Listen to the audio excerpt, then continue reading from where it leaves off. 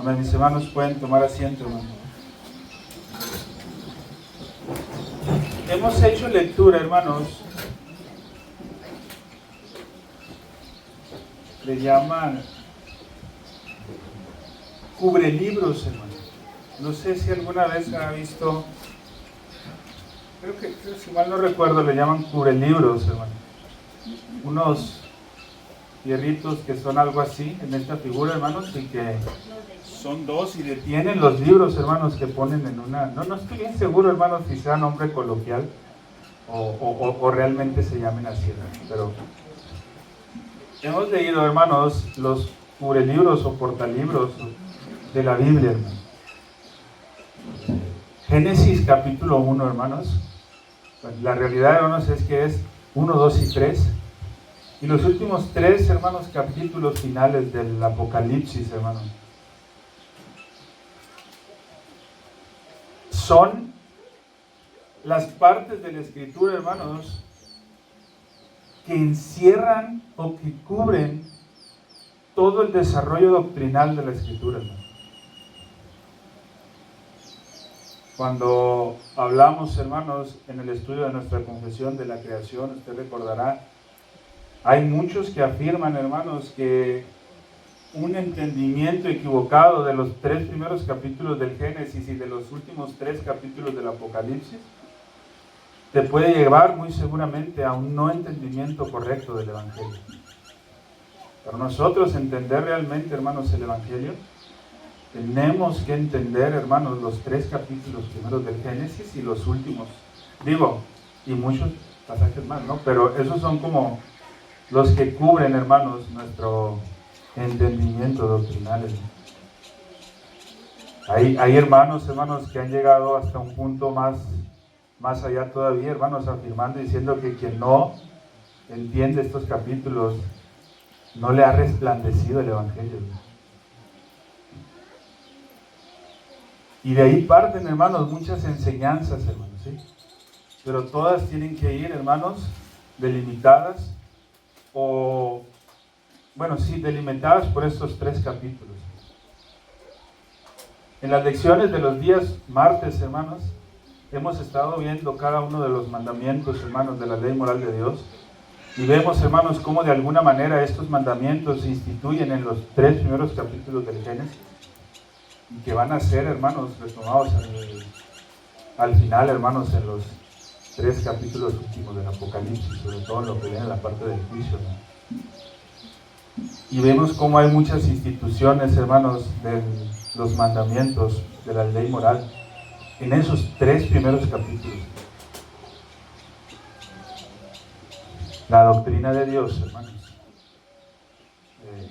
Sobre todo, hermanos, gran parte de la doctrina de la gramática. Pregunta de examen, hermanos. ¿Sí?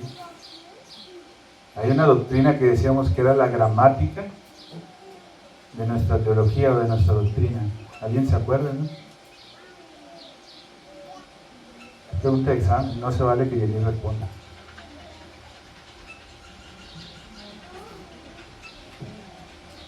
¿No?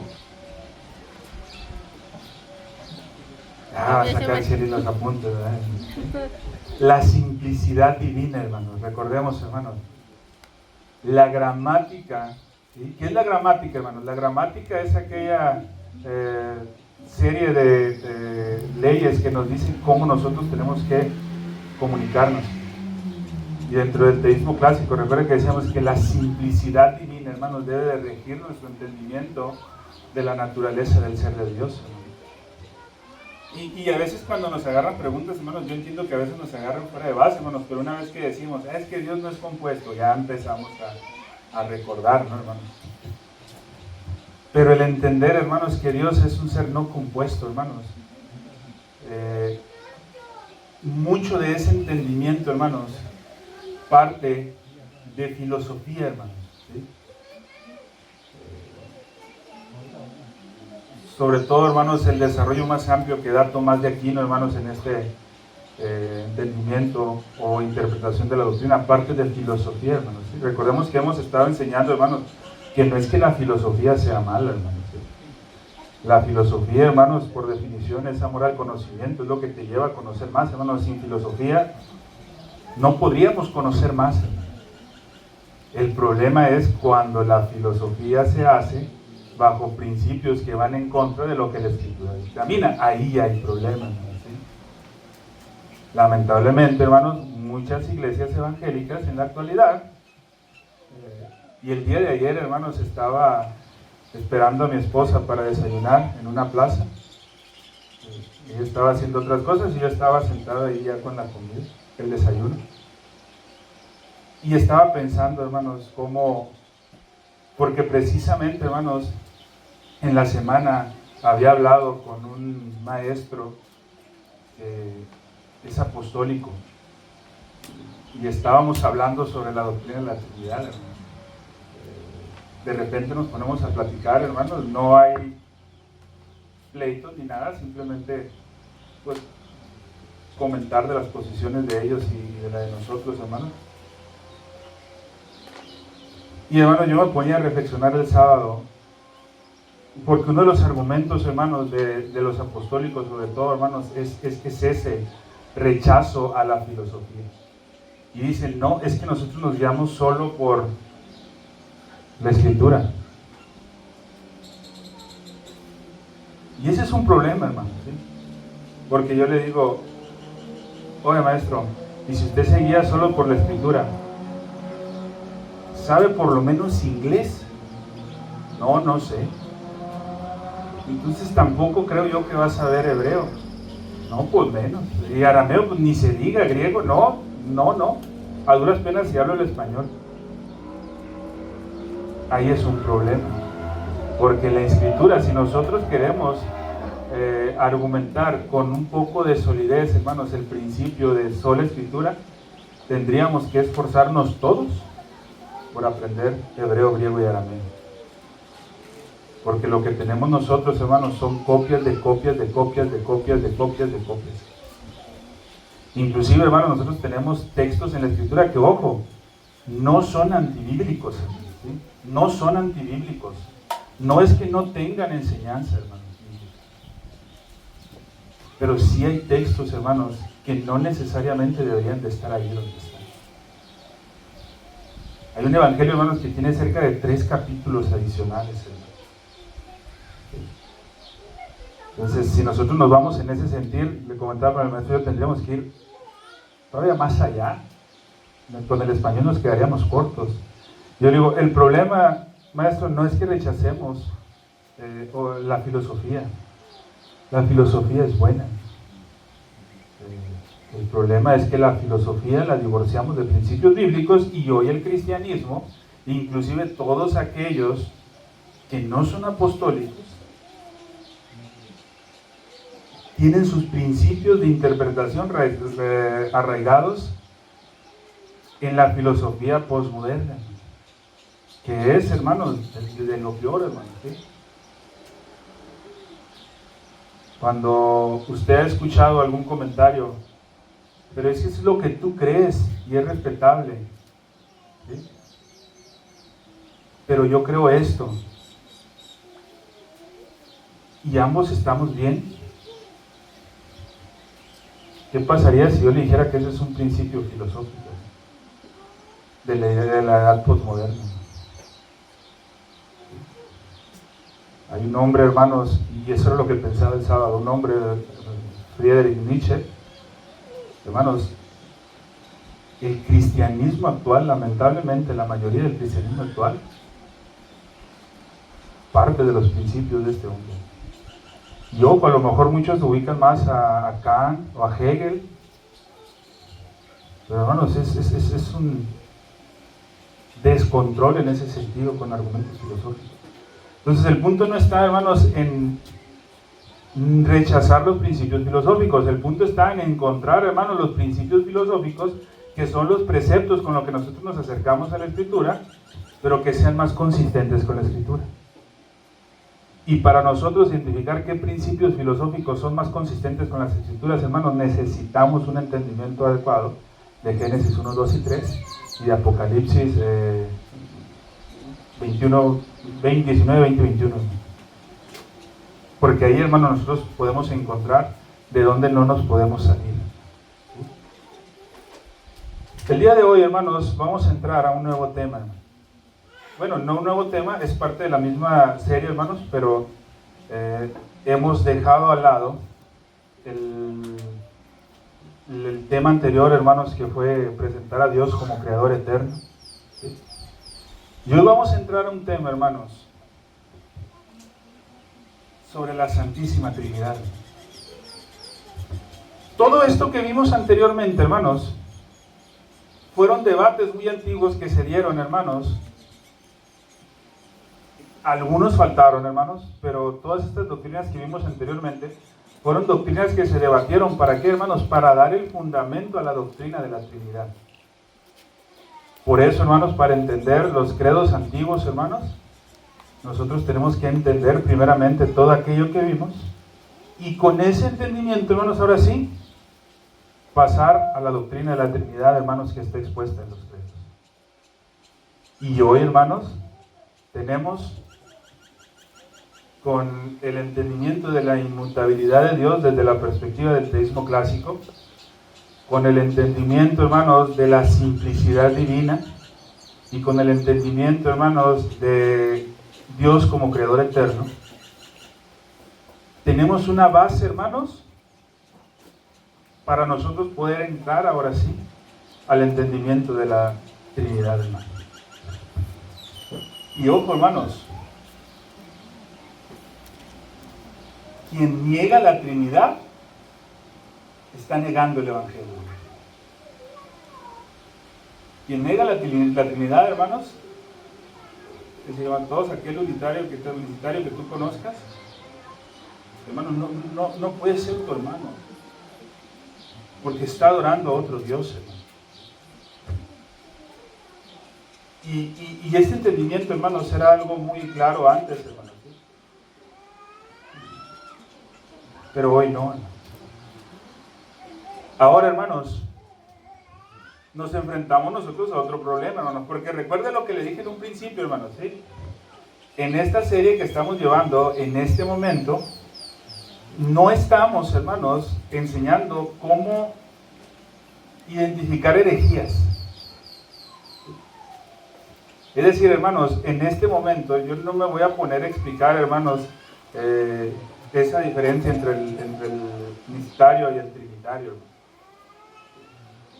porque ya hemos tenido estudios sobre la Trinidad, hermanos, y creo yo que podemos empezar, hermanos. Lo que vamos a ver, hermanos, es cómo se entiende correctamente esa unidad, hermanos. Porque créanme, hermanos, en la actualidad hay un sinfín de profesantes trinitarios que son politeístas, hermanos. ¿Sabemos qué es politeísmo? El politeísmo, hermanos, para quien no sepa, hermanos, es la creencia en muchos dioses. El monoteísmo, hermanos, que es el que nosotros afirmamos, es la creencia en un solo Dios.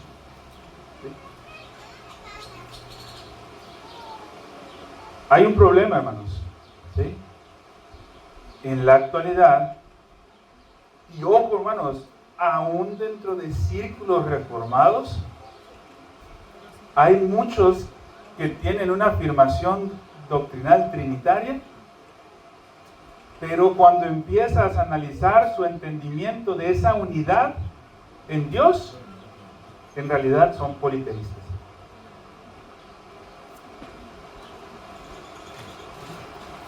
Hermanos, ¿a cuántos, siendo sincero, hermanos, a cuántos nos tocó más de una vez, quizás por primera vez, que nos explicaran la doctrina de la Trinidad con la fórmula del agua?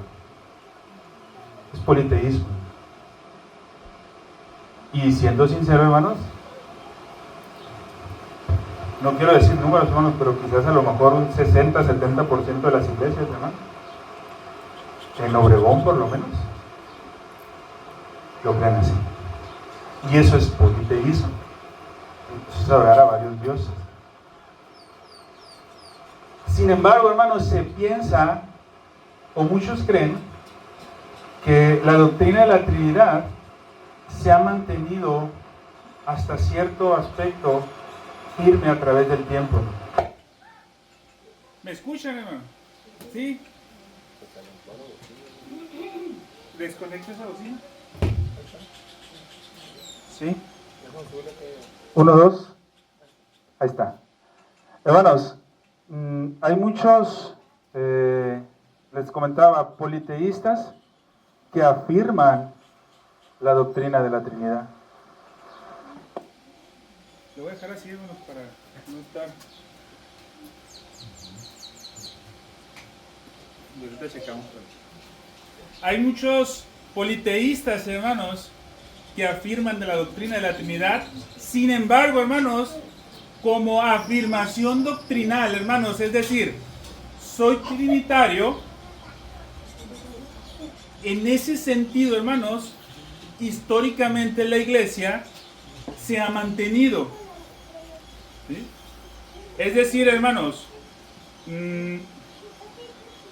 todos los trinitarios, aunque explican la Trinidad de una manera que los hiciera parecer politeístas, todos los trinitarios piensan que son politeístas, ¿sí? Pero cuando empiezas a hablar con ellos, te das cuenta que no, ¿sí? Pero muchos afirman que sí, eso no ha cambiado, ¿sí? Y como monoteístas, hermanos, pueden distinguir la diferencia hasta cierto punto que hay entre Dios Padre, Dios Hijo y Dios Espíritu Santo, hermano. Para entender la diferencia entre Dios Padre, Dios Hijo y Dios Espíritu Santo, en su mayoría todo aquel que se llame trinitario puede tener un entendimiento monoteísta. El problema, hermanos, es cuando se empieza a hablar de la unidad de esos tres. Ahí es donde empieza el problema y su entendimiento se convierte en politeísta. Ahí es donde está el problema. Aunque se afirma la unidad de la divinidad en un lenguaje ortodoxo, es decir, un entendimiento de la sustancia y la esencia de Dios, al momento de querer transmitir, allí es donde está el problema, ¿no? ¿Y por qué pasa esto, hermanos? Porque la doctrina de la simplicidad divina, que dijimos que era nuestra, ¿qué? Gramática, se desechó, hermanos, ¿sí? Y desechando esta doctrina de la simplicidad divina, es muy probable que se va a aplicar un trinitarismo politeísta. Es muy probable, hermanos. ¿Por qué, hermanos? Bueno, primero, hermanos, el politeísmo y la simplicidad divina son opuestos completamente. El problema es la negación de la simplicidad, como lo hemos visto, y los requisitos. Si nosotros, hermanos, negamos la simplicidad divina, como ya la hemos estudiado, cualquier modelo teológico trinitario que afirme en palabra una unidad, desde ese punto de vista, hermanos, podría explicar adecuadamente cómo Dios subsiste en tres personas distintas. Si nosotros rechazamos la doctrina de la simplicidad,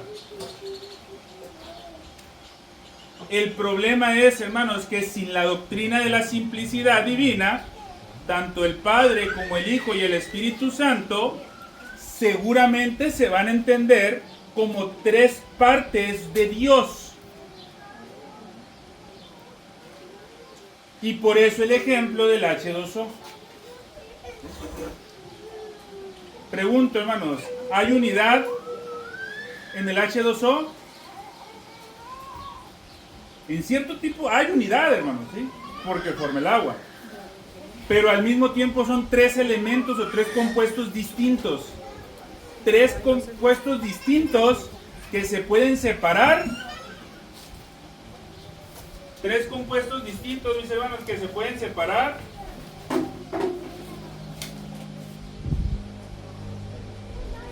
Pero cuando los unes, hacen el agua. ¿Sí?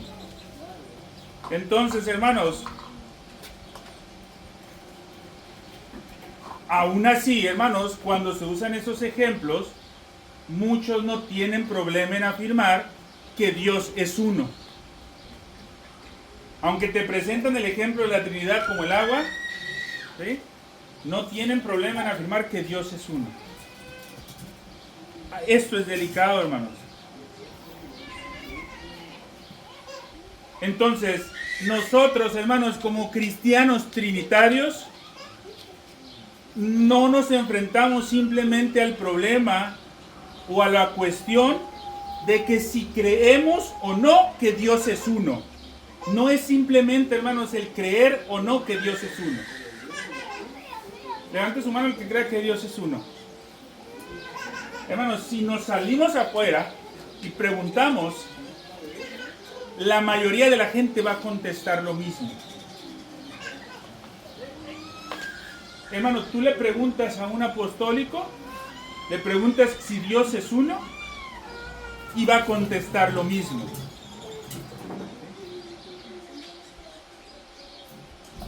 Le preguntas a un católico romano si cree que Dios es uno, y va a contestar lo mismo: sí, Dios es uno. Le preguntas a un hermano pentecostal si Dios es uno, y te va a decir que sí, Dios es uno. El problema, hermanos, no está en la afirmación de que si creemos que Dios es uno o no. Bueno, sí es un problema, hermanos, que creamos que Dios no es uno, sí es un problema. Pero el problema al que nos vamos a enfocar en las clases no está, hermanos, en el entendimiento de que si Dios es uno o no. Porque todos estamos de acuerdo que Dios es uno. Más bien, hermanos, lo que vamos a tratar de ver va a ser en un nivel más profundo, hermano. ¿Por qué? Porque recordemos que lo que tratamos de ver, hermanos, es empezar a enseñar, empezar a aprender ciertos aspectos de verdades, de falsedades doctrinales bañadas de verdad. ¿Sí? Para que las preguntas que hicimos en un principio, hermanos, no nos parezcan tan enredosas. Entonces, hermanos, la profundidad a la que nos vamos a ir, hermanos, es qué tipo de unidad. No traje el pizarrón, sabía que algo sea. Pero bueno, imaginémoslo.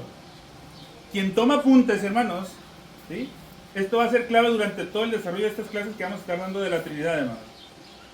¿Qué tipo de unidad debemos atribuir a Dios? ¿Sí? ¿Qué tipo de unidad? Herman Bavinck, hermanos, responde a esta pregunta de la siguiente manera. ¿Sí? La unidad de Dios no consiste solo en una unidad de singularidad, sino en una unidad de simplicidad. Simplicidad. La doctrina, hermanos, que es nuestra gramática, recordemos, es la simplicidad. Entonces él dice, es una unidad de simplicidad. Entonces, primero, ¿qué tipo de unidad debemos atribuirle a Dios? Una unidad de simplicidad, una unidad simple. No basta, hermanos, con reconocer que hay una unidad en Dios. Debemos reconocer la verdadera unidad. ¿Por qué, hermanos? Porque la realidad de las cosas es que todos los seres son uno. Pero, hermanos, la unidad en un ser la podemos entender, hermanos, o la vemos en virtud a la simplicidad o en virtud a la composición. ¿Sí? Atención, hermanos. Unidad en virtud a la simplicidad o en virtud a la composición. Pero todos los seres son uno, somos uno. Pregunto, hermano, ¿mi hermana Araceli son dos o es uno? Es uno. Es una unidad. Mi hermana Yenis también. Mi hermana María Elvis. Y nos vamos cada uno, pero cada uno de nosotros, hermanos, somos una unidad compuesta. ¿Sí? Ser simple, hermanos, o un ser simple, es uno indivisivo, porque carece de partes. La unidad en un ser simple es una unidad indivisiva, porque carece de partes. Eso lo hace, hermanos, que el ser simple en su unidad sea imposible que deje de ser unidad. Porque les voy a decir otra cosa, hermanos. Ahorita decíamos, mi hermana Shelly es uno, pero también todos nosotros somos uno. Somos seres humanos, somos parte de un solo género. Pero hermano, si yo estoy separado del pastor, ¿yo dejo de ser yo? No. Aunque compartimos una unidad en que somos, sí hermano, somos humanos. Cuando dijiste todos somos uno, yo pensé en la iglesia. Bueno, ese es otro ejemplo, hermano, ese es otro ejemplo. Ese es muy buen ejemplo, hermano, ¿sí? Una unidad compuesta. Todos somos uno, hermano, la iglesia. Pero pregunto, hermano, si usted se va, ¿ya no forma parte de la iglesia? Sigue siendo parte de la iglesia. Ahora, hermanos, la iglesia se reúne en un momento determinado. Pero seguimos formando parte del pueblo de Dios. Es decir, no se puede decir, ahorita sí estoy, ahorita no estoy, ahorita sí estoy. ¿Sí? Entonces, hermanos, eso es entender la unidad, hermanos. Un ser compuesto, por otro lado, a diferencia de un ser simple, es uno e indivisivo como resultado de la composición de sus partes.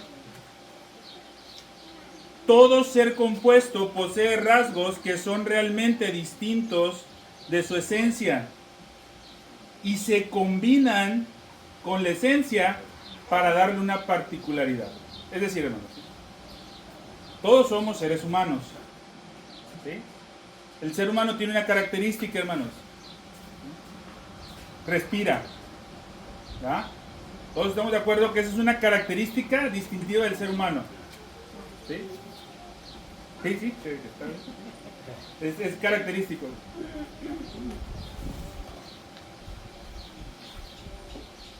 Pero verdad, hermanos, quienes tienen hijos, son iguales los hijos. Nada que ver. Nada que ver, hermanos. Muchas veces son tan distintos los hijos, que son como si fuera otro lado opuesto. Es más, que pareciera que se hubieran creado en otra casa. Pero así pasa, hermanos. ¿Sí? ¿Por qué? Porque aunque son lo mismo, cada uno tiene una particularidad que lo hace en cierto sentido algo distinto, hermanos. ¿Sí? Entonces, a pesar de que hay unidad, pero hay una unidad que es compuesta. ¿Sí? En eso nosotros entendemos esa unidad. Para un ser simple, el multiplicarse en varios es imposible, ¿sí? Ya que no está compuesto. No posee un rasgo extra de particularidad que lo caracterice. Más bien, hermanos, todo ser simple es idéntico a la esencia. Idéntico a la esencia, hermanos. ¿Qué queremos decir con esto, hermanos? Regresándonos un poco a la Trinidad. Por nada pensemos, hermanos, y creo que esto lo tenemos bien claro, que Jesús es un Dios un poquito menos Dios que Dios Padre. Y eso creo que todos lo tenemos bien claro. De igual manera el Espíritu Santo, hermano. Los tres son Dios, con la misma esencia. Los tres son Dios. el Dios que nosotros conocemos y Dios que profesamos, Padre, Hijo y Espíritu Santo, son simplemente uno y la misma realidad. Si nosotros, hermanos, perdemos esta base gramatical para nuestra doctrina, hablando, hermanos, de la simplicidad divina, no puede haber forma, hermanos, para que quede claro que las tres personas de la Trinidad no son tres dioses o tres partes que conforman la divinidad. Fuera de la doctrina de la simplicidad divina, hermanos, no se puede entender.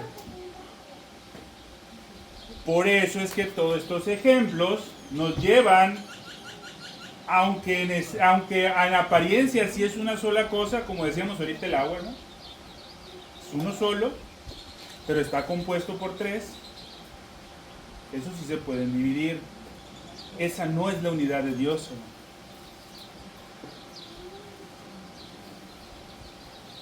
Un entendimiento correcto de la doctrina clásica, hermanos, del teísmo clásico, de la simplicidad divina, nos va a llevar también, hermanos, a un entendimiento de algo, hermanos, que a veces quisieran usar palabras tan raras, hermanos, pero hay veces que son necesarias, hermanos. ¿Ha usted escuchado hablar de la persicoresis? O pericosis, muchos le conocen también. Esta doctrina, hermanos, que es una doctrina, ¿sí?, es la doctrina que explica la relación que hay entre las tres personas de la Trinidad, pero en esa unión perfecta, existiendo cada una de las personas en y a través de la otra, pero sin que ninguna de estas pierda la individualidad. Es decir, hermanos, esta doctrina de la persicoresis, hermanos, es la forma teológica en la que se explica cómo Dios Padre, cómo el Padre, el Hijo y el Espíritu Santo, ¿sí?, son tres personas, pero como los tres son un solo Dios.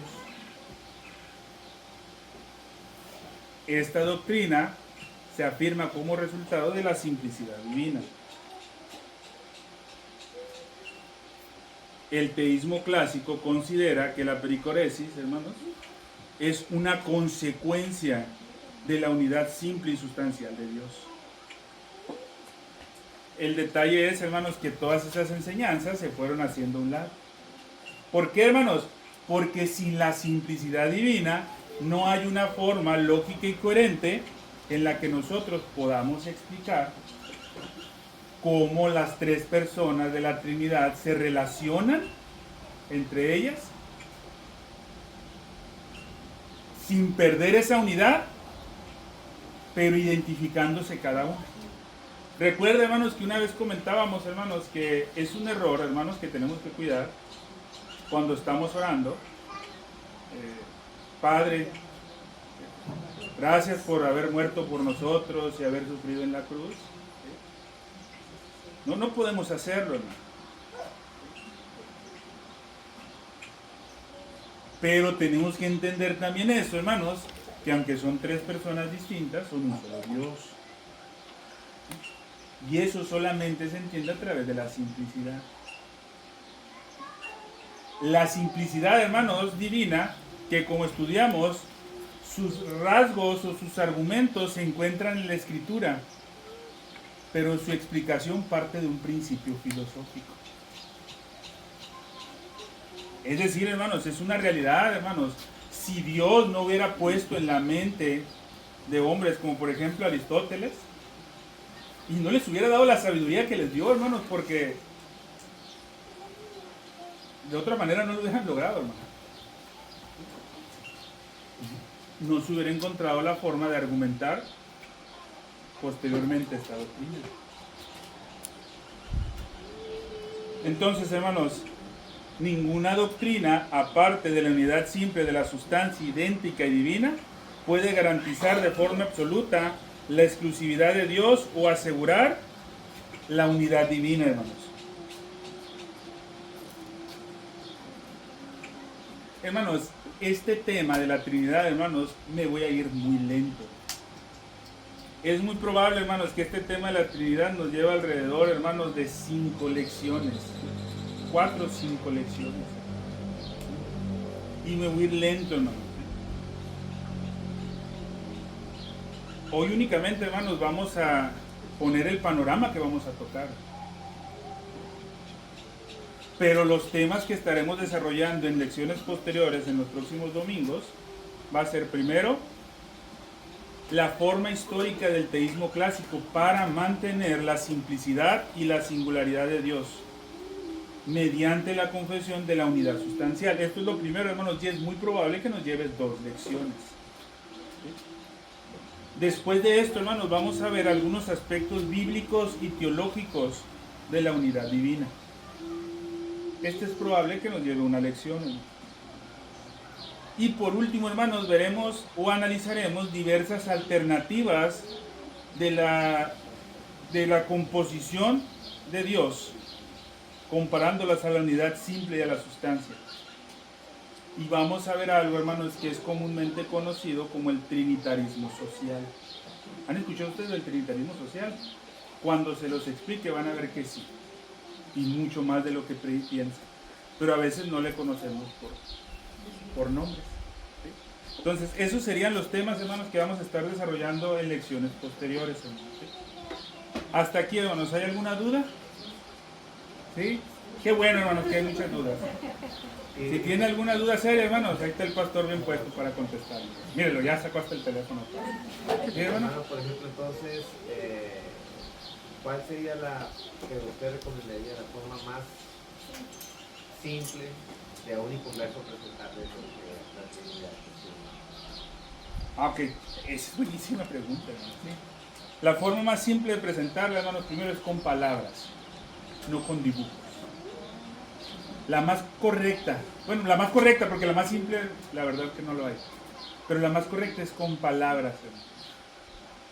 Y enseñándoles, hermanos, que Dios, ¿sí? Dios Padre, Dios Hijo y Dios Espíritu Santo son 3 personas distintas, pero son un solo Dios, que no se pueden separar, ¿sí? Que no se pueden dividir, porque no son compuestos. Lo más cercano, no traigo el pizarrón, hermano, pero bueno, se lo voy a enseñar la próxima clase. Pero las imágenes, hermanos, y el ejemplo, cualquier ejemplo humano que nosotros querramos poner, vamos a cometer quizás un error. No hay un ejemplo, hermanos, humanos. Está bien Solamente una afirmación. el concepto que dice de pericoresis trinitaria, ¿no? Puede ser pericoresis, hermano, o puede ser persicoresis. Porque dice pericoresis trinitaria, también conocida como circuncensión. ¿Sí? Es un concepto teológico que describe la relación intrínseca entre las 3 personas de la Trinidad, Padre, Hijo y Espíritu Santo. Este término griego, que significa ser él o habitar mutuamente, expresa que cada persona de la Trinidad se encuentra en las otras, sin que ninguna pierda su propia identidad. O sea, ese último párrafo expresa que cada persona de la Trinidad se encuentra en las otras, Sí. sin que ninguna pierda. ¿Está bien la de? ¿Sí es ese? Sí, fue lo mismo que dije, ¿no? Sí, sí es ese. Esa es la mismita.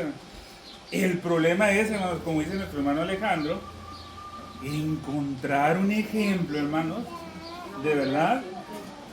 Hermano, creo que alguna vez un martes lo comenté, hermano.